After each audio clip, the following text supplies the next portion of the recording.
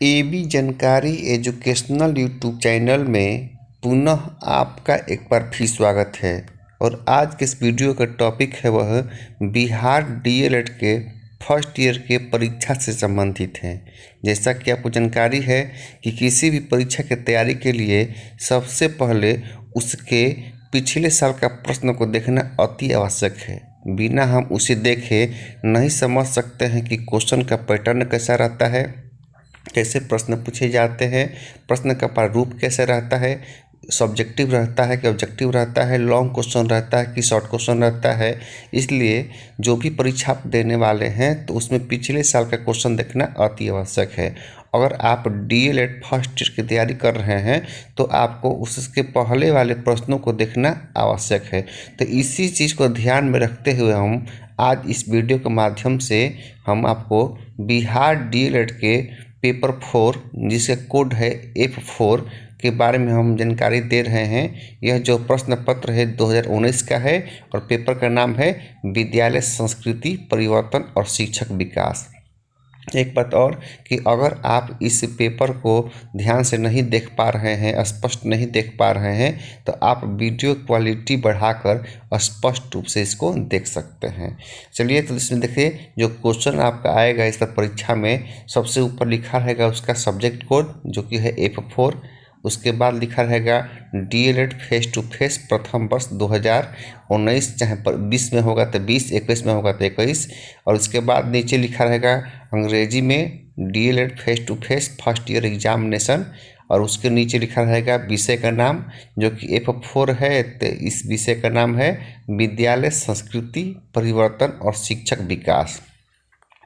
और उसके नीचे अंग्रेजी में लिखा रहेगा school culture change and the teacher developments. और उसके नीचे लिखा रहेगा कुल प्रश्नों की संख्या 11 और दाहिने साइड में लिखा रहेगा कुल पृष्ठों की संख्या 4। इसके बाद देखिए लेफ्ट साइड में नीचे लिखा हुआ समय 3 घंटा और दाहिने साइड में लिखा हुआ है पूर्णांक 70। यहाँ पर बताना चाहते हैं कि F4 परीक्षा होगा वो 100 नंबर का है, जिसमें आपको 30 अंक का असाइनमेंट रहता है और 70 अंक का आपका परीक्षा होता है। अब चलते हैं नीचे क्या लिखा हुआ है। नीचे देखिए स्पष्ट रूप में लिखा हुआ है कि परीक्षार्थियों के लिए निर्देश, क्या क्या निर्देश है। तो पहला है परीक्षार्थी यथासंभव अपने शब्दों में उत्तर दें। और दूसरा है यह प्रश्न पत्र 2 खंडों में होगा, खंड क एवं खंड ख। तो यहाँ पे आपको जानकारी हो गया होगा कि जो प्रश्न पत्र आएंगे डीएलएड के F4 का, उसमें प्रश्न पत्र 2 खंड में विभाजित होंगे, खंड क और खंड ख में। और क्या क्या रहेगा तो लिखा हुआ है 3 में देखिए कि सभी प्रश्न अनिवार्य हैं और खंड क में विकल्प के साथ 6 प्रश्न दिए गए हैं। स्पष्ट हो गया कि खंड क रहेगा उसमें विकल्प के साथ 6 प्रश्न दिए रहेंगे, यानी कि खंड क में 6 प्रश्न रहेंगे और 6 प्रश्न में एक एक विकल्प रहेंगे। आगे लिखा हुआ है इनमें से प्रत्येक प्रश्न का उत्तर 75 से 100 शब्दों में देना है और प्रत्येक प्रश्न जो है 5 अंक के होंगे। तो यहाँ पे क्लियर हो गया कि जो प्रश्न होंगे 6 खंड क में वो सभी प्रश्न जो है 5-5 अंक के होंगे, यानी कि 6 5 30। और यह भी बताया जा रहा है यहाँ पे कि 6 प्रश्न है, 6 प्रश्नों में एक एक अथवा जरूर रहेगा।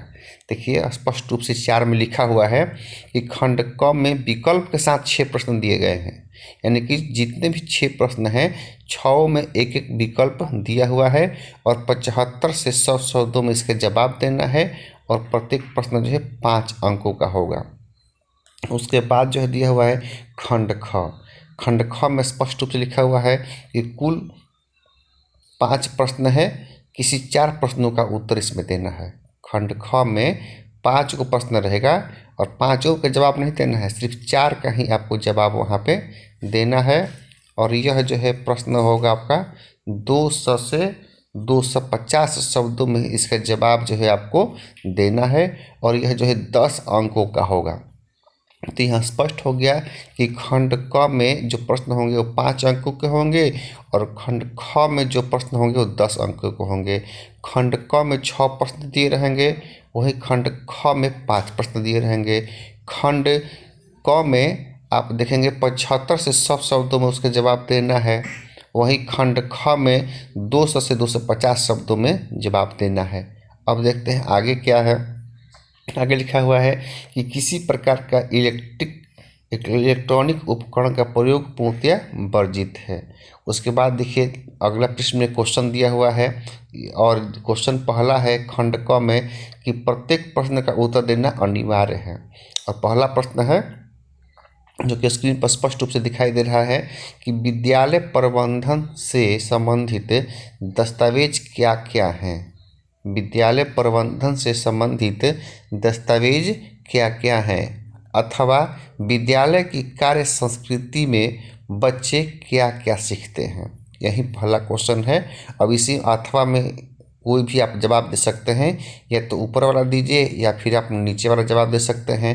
तो पहला क्वेश्चन है कि विद्यालय प्रबंधन से संबंधित दस्तावेज क्या क्या हैं अथवा विद्यालय की कार्य संस्कृति में बच्चे क्या क्या सीखते हैं। दूसरा प्रश्न है विद्यालय में समावेशी शिक्षा की व्यवस्था के लिए आप क्या करेंगे। दूसरा प्रश्न है विद्यालय में समावेशी शिक्षा की व्यवस्था के लिए आप क्या क्या करेंगे, और उसमें अथवा क्वेश्चन दिया हुआ है कि शिक्षण प्रक्रिया में सूचना एवं संचार तकनीकी की क्या उपयोगिता है। देखिए स्पष्ट रूप से यहाँ लिखा हुआ है कि विद्यालय में समावेशी शिक्षा की व्यवस्था के लिए आप क्या करेंगे अथवा शिक्षण प्रक्रिया में सूचना एवं संचार तकनीकी की क्या उपयोगिता है। और तीसरा प्रश्न दिया हुआ है यहाँ कि परंपरागत शिक्षण और बाल केंद्रित शिक्षण में अंतर स्पष्ट कीजिए। परंपरागत शिक्षण और बाल केंद्रित शिक्षण में अंतर स्पष्ट कीजिए। और अथवा में दिया हुआ है कि पाठ्य सहगामी क्रियाएं सर्वांगीण विकास में सहायक हैं कैसे। ये दोनों में से एक जवाब देना है। उसके नीचे लिखा हुआ है ये 4 नंबर क्वेश्चन है, उसको बता देते हैं।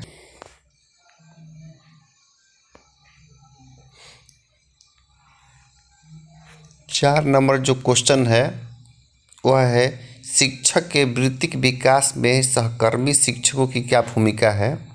और वहीं अथवा में दिया हुआ है यहाँ कि विद्यालय में नेतृत्व व्यवस्था के प्रमुख आयामों की चर्चा करें। उसके बाद जो है लिखा हुआ है 5 नंबर में कि बाल संसद के कार्यों का उल्लेख करें अथवा संरचनात्मक उपागम से आप क्या समझते हैं।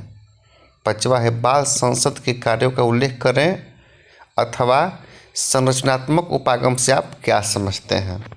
6 नंबर प्रश्न है जिला के अंतर्गत शैक्षिक संस्थाओं के बारे में वर्णन कीजिए अथवा राज्य स्तरीय शैक्षिक संस्थाओं के बारे में उल्लेख कीजिए। जिला के अंतर्गत शैक्षिक संस्थाओं के बारे में वर्णन कीजिए अथवा राज्य स्तरीय शैक्षिक संस्थाओं के बारे में उल्लेख कीजिए। तो यहाँ पे आपके यहाँ 6 प्रश्न हैं। और चलते हैं खंड ख में कि खंड ख में कैसे कैसे प्रश्न है पेपर 4 में।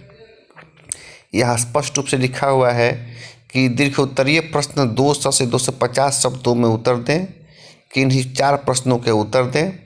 और लिखा हुआ है 7वां नंबर क्वेश्चन है कि विद्यालय की संरचना और कार्यों का उल्लेख करें।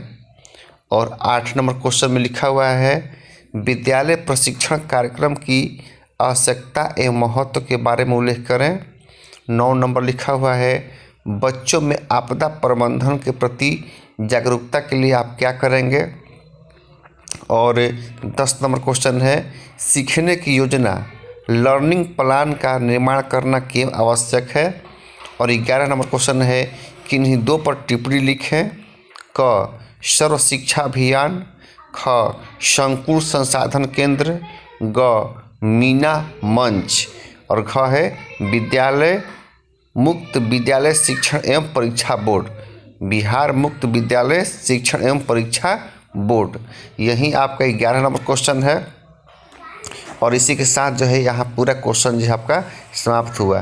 तो जो खंड बी है इसमें आपका देख रहे हैं 7 नंबर क्वेश्चन है, 8, 9, 10, 11, यहाँ 5 दिया हुआ है, इसमें 4 ही का आपको जवाब जो है आपको देना है। तो इस प्रकार जो है खंड क में जैसा कि आप स्क्रीन पर देख रहे हैं खंड क में आपको कितने प्रश्न देना है। तो खंड क में जैसा कि स्क्रीन पर आप देख रहे हैं स्पष्ट रूप से लिखा हुआ है कि खंड क में 6 प्रश्न दिए हैं और जिनमें से प्रत्येक प्रश्न में एक अथवा भी दिया हुआ है। 75 से 100 जवाब देना है।